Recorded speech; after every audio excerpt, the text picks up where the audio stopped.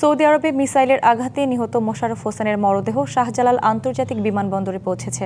সেখানে কথা বলছেন মন্ত্রীরা, সরাসরি যুক্ত হচ্ছে সেখানে। তো আমরা আশা করব যে এই যুদ্ধ অবস্থার অবসান ঘটবে এবং বাংলাদেশ চায় যে যত শীঘ্রই সম্ভব এই যুদ্ধ অবস্থার অবসান ঘটুক এবং ডিপ্লোমেসি এবং ডায়ালগের মধ্য দিয়ে এই যে সমস্যা এখন সৃষ্টি হয়েছে বিশ্বে, এই সমস্যার সমাধান হোক। ধন্যবাদ।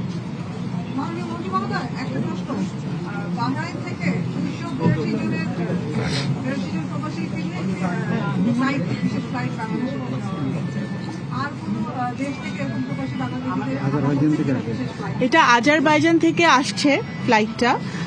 আমাদের ইরানে আমাদের বাংলাদেশিরা কিছু আসছে আমাদের বাংলাদেশ বিমানের একটি ফ্লাইটে। সেই ফ্লাইটটা সহি সালামতে আসলে তারপর আমরা বলতে পারবো, কারণ সব বাংলাদেশিরা যারা ওখানে কর্মরত আছে বিভিন্ন জায়গায় তারা চাকরি করে, তারা ইচ্ছা হলে তারা আসতে পারছে না, এবং সবারও স্ট্যাটাস একরকম না যে তারা চাইলেই আসতে পারছে, এটা বাধ্যবাধকতা তাদেরও আছে। তো আমরা যারা ওখানে থাকতে চাচ্ছে তারা যাতে সুরক্ষিত থাকতে পারে সেই ব্যবস্থা আমরা করছি, এবং যারা আসতে পারছে তাদেরকে নিয়ে আসার ব্যবস্থাটাও আমরা করার চেষ্টা করছি।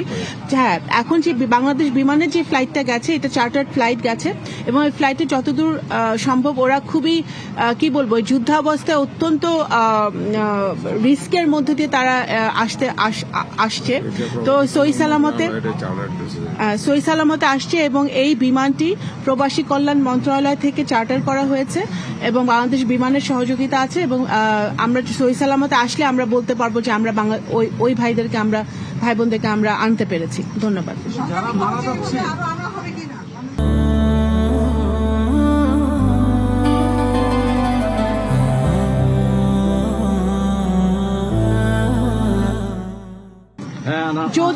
হ্যাঁ, অবশ্যই পর্যায়ক্রমে যারা আসতে চায়, যাদেরকে আনা যাবে তাদেরকে আমরা আনতে পারবো।